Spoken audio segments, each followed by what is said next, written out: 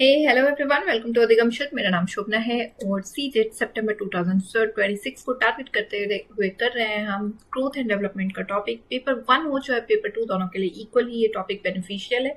हमने इसको last part में डिस्कस किया था और पार्ट 1 में जो टॉपिक हमने डिस्कस किया हुआ है वो करा हुआ है। हमने ग्रोथ के कॉन्सेप्ट्स को समझा था, यानी कि वृद्धि क्या होता है इसके बारे में हमने बात करी थी, विकास क्या होता है हमने इसके बारे में बात करी थी, साथ ही साथ हमने मैच्योरिटी यानी परिपक्वता क्या होता है इसके बारे में हमने बात किया था। आइए आज हम इनको थोड़ा सा वन शॉट में डिस्कस करते हुए बढ़ते हैं आगे की तरफ और चीज़ों को थोड़ा सा डीपली जानने की कोशिश करते हैं। तो लास्ट टॉपिक में हमने जो बात किया था वो था डेवलपमेंट क्या होता है। देखिए, डेवलपमेंट के बारे में हमने बताया था कि डेवलपमेंट जो होता है, अगर किसी व्यक्ति में विकास होता है किसी भी तरह से, किसी भी एस्पेक्ट्स में आप देखेंगे तो वहां पे किसी व्यक्ति को आप देख रहे हैं उसके अंदर मैच्योरिटी हो रही है, बढ़ रही है, तो वो भी डेवलपमेंट है। उसकी बॉडी बढ़ रही है, वो भी डेवलपमेंट है। उसका जो है लैंग्वेज में आप चेंजेस देख रहे हैं, वो भी डेवलपमेंट है। उसके अपने एंगर इश्यूज में डेवलपमेंट हो रहा है, उसका एंगर इश्यूज स्टेबल हो रहा है, वो भी डेवलपमेंट है। तो यानी कि कुल मिलाकर के जितने भी एस्पेक्ट्स में अगर आप देख रहे हैं उसमें प्रगतिशील कोई चेंजेस आ रही है, पॉजिटिव कोई चेंजेस आ रही है, तो वो डेवलपमेंट है। और ये डेवलपमेंट जो होता है किसी व्यक्ति में, वो स्टार्ट होता है कहाँ से? वोम्ब टू टोम, यानी कि जब वो बच्चा माँ के पेट में रहता है तब से ये चलता है और तब तक चलता रहता है जब तक कि उसकी डेथ ना हो जाए। ठीक है, ये डेवलपमेंट हम जो होता है वो हमें क्या देता है? हमें देता है डिपेंडेंसी से ऑटोनॉमी की तरफ हमको लेके जाता है। जब बच्चा शुरू में किसी काम के लिए अपने माँ बाप पे या अपने पेरेंट्स पे डिपेंडेंट रहता है, धीरे धीरे आप देखेंगे वही बच्चा जब बड़ा होता है तो वो अपनी सारी चीजें खुद से करने लगता है। तो ये है डिपेंडेंसी टू ऑटोनॉमी।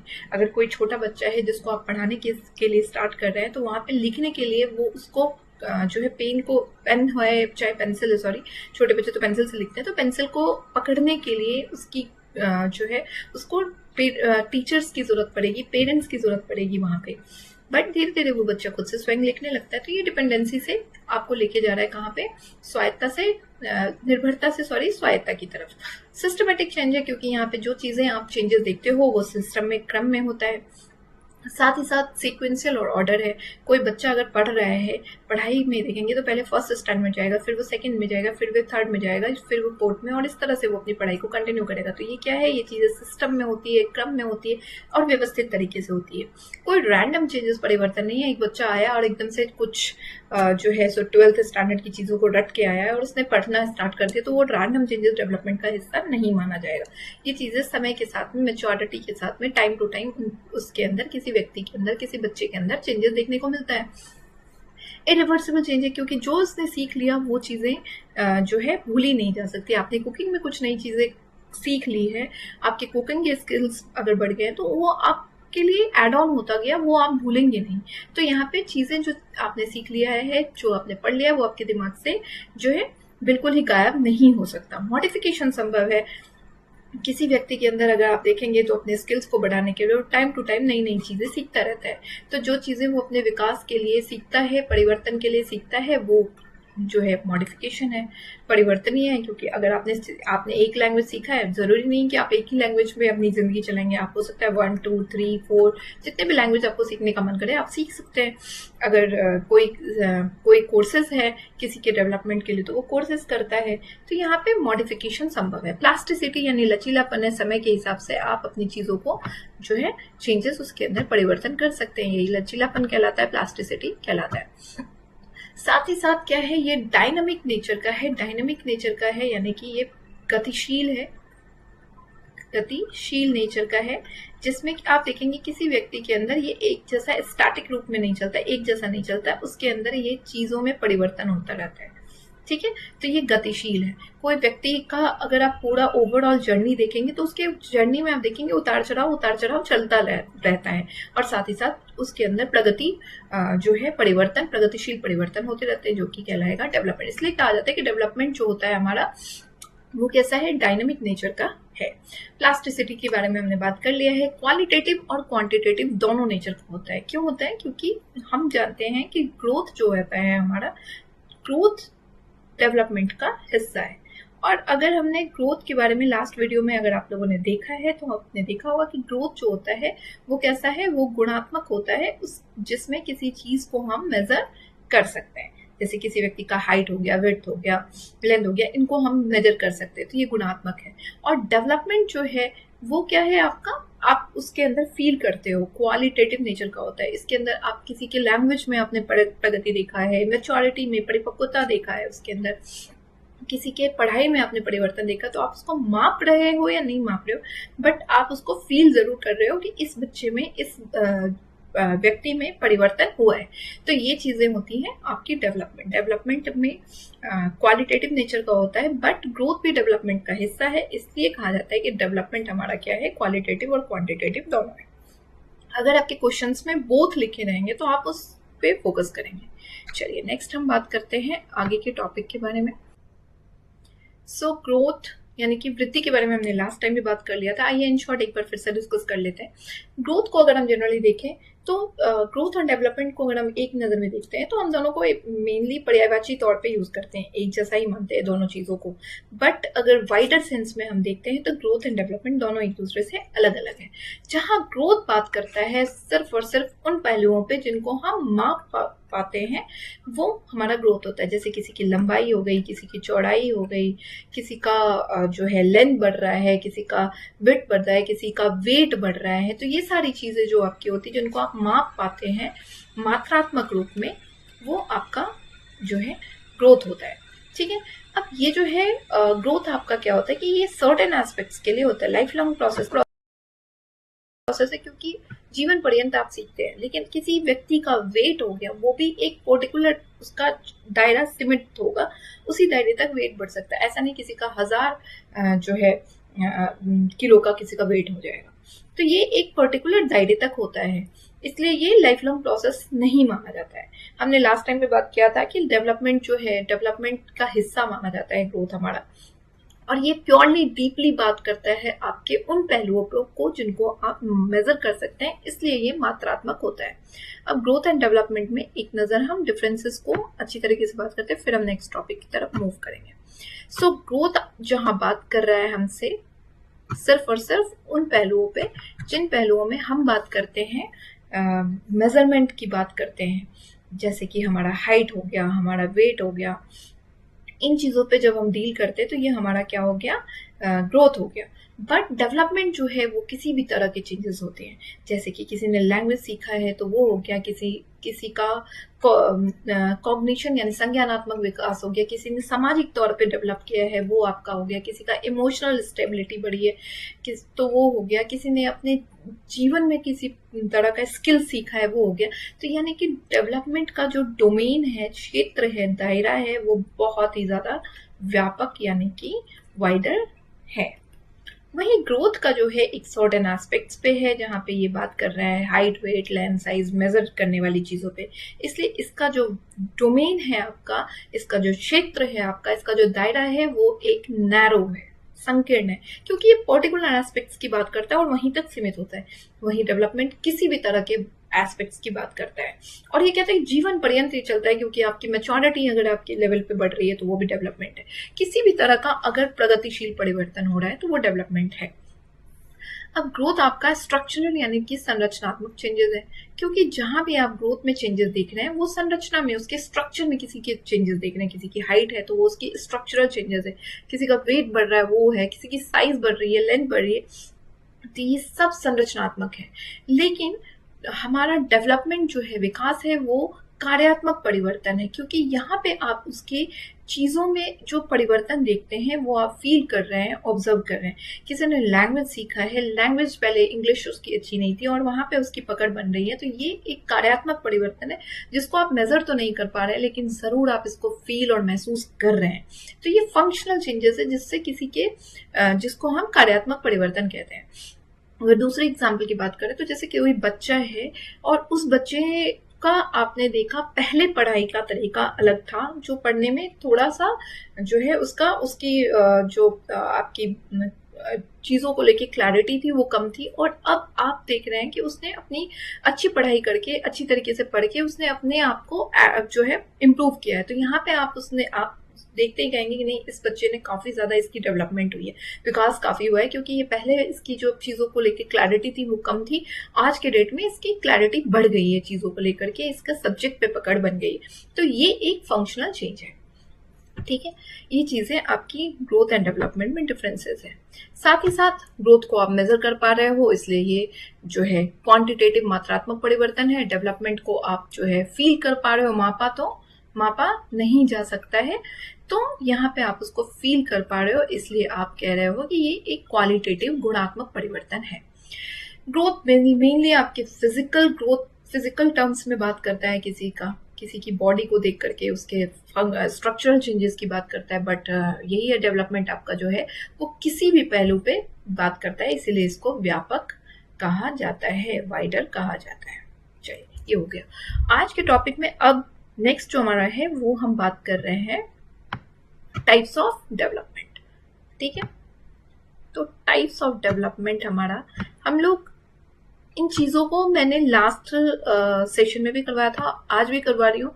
कॉन्सेप्ट्स के लिए ज्यादा इंपॉर्टेंट है, बाकी पीवाईक्यूज तो होती रहती हैं, बट कॉन्सेप्ट्स की क्लैरिटी होनी भी बहुत इंपॉर्टेंट है, इसलिए एक नजर इन चीजों को भी देखना है। कई बार होता है कि हमें लगता है कि हमने सब पढ़ लिया, हमें सब आता है, हमें देखने की जरूरत नहीं है, बट जब एग्जाम्स में क्वेश्चंस आते हैं तो वो कंफ्यूजिंग हो जाता है, इसलिए कॉन्सेप्ट्स की भी क्लैरिटी होनी बहुत इंपॉर्टेंट होती है। चलिए, डेवलपमेंट के प्रकार की हम बात कर रहे हैं। डेवलपमेंट के वैसे तो कई प्रकार हैं, बट मेनली जो आपके हैं एनसीईआरटी में वो है कॉग्निटिव डेवलपमेंट, यानी संज्ञानात्मक विकास, जिसमें कि आप किसी के संज्ञान से रिलेटेड, दिमाग से रिलेटेड चीजों की बात करते हैं, ठीक है। ये आपका हो गया कॉग्निटिव डेवलपमेंट।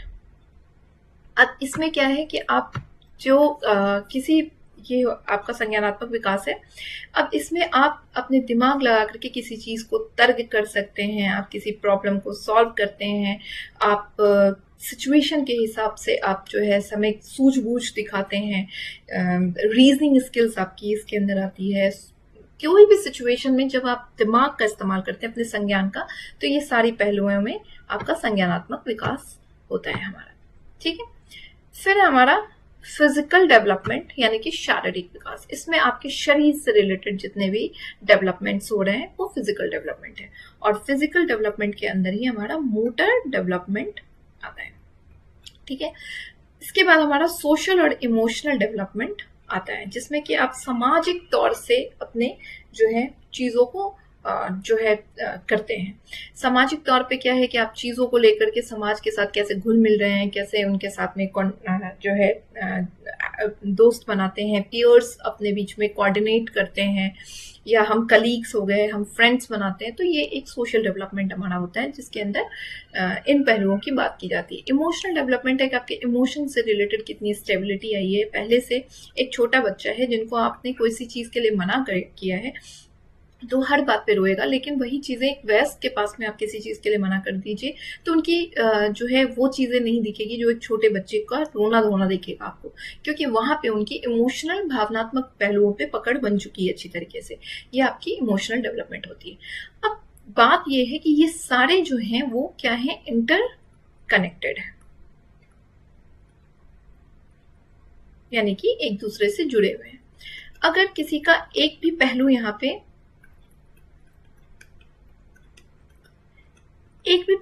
पे गड़बड़ होता है किसी व्यक्ति में, तो आप बाकी चीजें आप देखेंगे कि बाकी पहलुओं पे भी यहाँ पे असर होता है।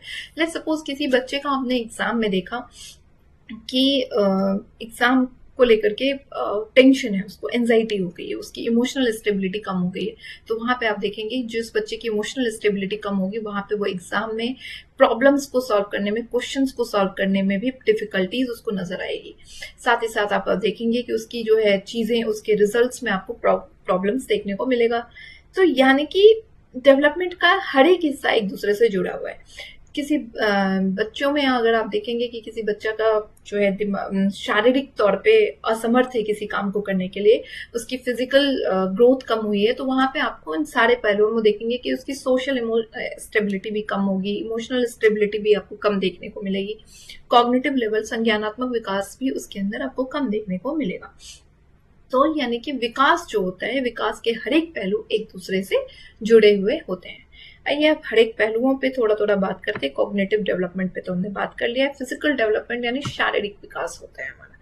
फिजिकल डेवलपमेंट के अंदर आपके शरीर में जितने भी तरह के विकास होते हैं वो सारे के सारे आपके जो है फिजिकल डेवलपमेंट है। जैसे कि अभी अभी हमने ग्रोथ में बात किया था कि किसी बच्चे का हाइट वेट बढ़ रहा है, लेंथ बढ़ रहा है, तो ये सारे आपके फिजिकल लेवल पे डेवलपमेंट हैं जिनको आप देख करके माप सकते हो। ठीक है, फिजिकल डेवलपमेंट में आपका होता है शारीरिक विकास में दो तरीके का डेवलपमेंट है। एक है सेफेलोकॉर्डल और एक आपका आता है प्रॉक्सिमोडिस्टल। सेफेलोकॉर्डल क्या है? सेफेलोकॉर्डल है जिसमें किसी बच्चे में हेड से टो तक में आपको जो है डेवलपमेंट देखने को मिलेगा। जैसे एक छोटा बच्चा है तो आप देखेंगे उस छोटे बच्चे के सबसे पहले न्यू बॉर्न जो होता है, अगर आप उसको ऑब्जर्व करते हैं तो आप देखेंगे सबसे पहले उसके नेक में कंट्रोल आता है, फिर धीरे धीरे उसके अपर बॉडीज में आती है और फिर लोअर बॉडी में। यानी कि ये होता है जिसमें सेफेलोकॉर्डल में हेड से जो है डेवलपमेंट शुरू होता है और धीरे धीरे ये कहाँ तक जाता है? टो तक। एकदम से किसी बच्चे में आप ये नहीं देखेंगे वो चलना स्टार्ट किया। पहले आप सबसे पहले देखेंगे बच्चा जो है सबसे पहले 3 मंथ्स का बच्चा गर्दन को मूव करना, इधर उधर घुमाना स्टार्ट करता है, फिर धीरे धीरे उसके अपर बॉडी में स्टार्ट होती है जिसमें वो किसी चीज को पकड़ना स्टार्ट करता है, होल्ड करना स्टार्ट करता है। फिर उसके आप देखेंगे कि नीज एरिया में जो है डेवलपमेंट होती है जिससे वो क्रॉल करना, घुटने के बल चलना यहाँ पे स्टार्ट करता है। ठीक है, और फिर आप देखेंगे कि उसके पैरों में मजबूती पकड़ बनती है, डेवलपमेंट होती है जिससे कि वो चलना, भागना, दौड़ना स्टार्ट करता है। तो यानी कि सेफेलोकॉर्डल डेवलपमेंट जो होता है जिसमें बच्चों के हेड टू टो डेवलपमेंट होती है। ठीक है, नेक्स्ट हमारा प्रॉक्सिमोडिस्टल। प्रॉक्सिमोडिस्टल कहता है जिसमें किसी बच्चे के अंदर जो है सेंटर से डेवलपमेंट स्टार्ट होता है और फिर दूर तक ही जाता है। सेंटर से, केंद्र से परिधि का मतलब हो गया कि केंद्र ये सेंटर हो गया जिसमें किसी बच्चे के आप देखेंगे स्पाइन एरिया में पहले डेवलपमेंट होगा और फिर परिधि का मतलब हो गया कि फिर आप देखेंगे उसके आर्म्स में डेवलपमेंट देखने को मिलेगा, फिर धीरे धीरे वो चीजों को उठाना स्टार्ट करेगा।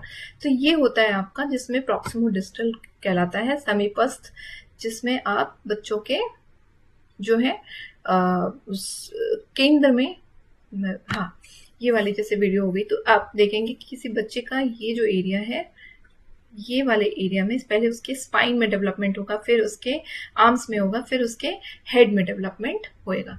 तो ये इसलिए इसको कहा जाता है सेंटर टू फेयर, केंद्र से परिधि तक। ठीक है, और मोटर स्किल्स चूंकि फिजिकल डेवलपमेंट के अंदर का हिस्सा है मोटर डेवलपमेंट, तो मोटर डेवलपमेंट में भी दो तरह के होते हैं। पहले हमारा ग्रॉस मोटर डेवलपमेंट होता है और फिर फाइन मोटर, ये सीक्वेंस में चलता है। सबसे पहला हमारा ग्रॉस मोटर डेवलपमेंट होता है और फिर हमारा फाइन मोटर डेवलपमेंट होता है। तो ग्रॉस मोटर डेवलपमेंट क्या होता है? जिसमें हमारे जो बॉडी होती है उनकी जो लार्जर मसल्स होती हैं, बड़ी मांसपेशियां जो होती हैं, उनमें हमें हमारे डेवलपमेंट देखने को मिलता है। अब जैसे बड़ी मांसपेशियां हमारी क्या हो गई, हमारे हैंड हो गए जिसकी वजह से क्या होगा, हम किसी चीज को पकड़ पाएंगे। हमारे पैर हो गए जिसकी वजह से जो है दौड़ पाएंगे, जंप कर पाएगा बच्चा, रन कर पाएगा। तो इसमें बड़ी बड़ी मांसपेशियों में पहले डेवलपमेंट सबसे पहले बच्चे के अंदर आता है। बड़ी मांसपेशियां यानी कि जो भी आपके बॉडी में बड़ी मांसपेशियां देखने को मिल रही है, लार्जर मसल्स देखने को मिल रहा है, हैंड हो गया, पैर हो गया, तो इनमें डेवलपमेंट देखने को मिलता है जिसकी वजह से बच्चा क्या कर पा रहा है, रन कर पा रहा है, किसी चीज पे चढ़ पा रहा है, जंप कर पा रहा है। ये हो गया। फाइन मोटर स्किल्स क्या होती है? हमारे जो है छोटी मांसपेशियां जो होती हैं इनमें हमारा जो है डेवलपमेंट होता है। छोटी मांसपेशियां मतलब कि इनमें जो स्मॉल मसल्स होती हैं इनमें आई और हैंड के कोऑर्डिनेशन के थ्रू बच्चों में डेवलपमेंट होती है।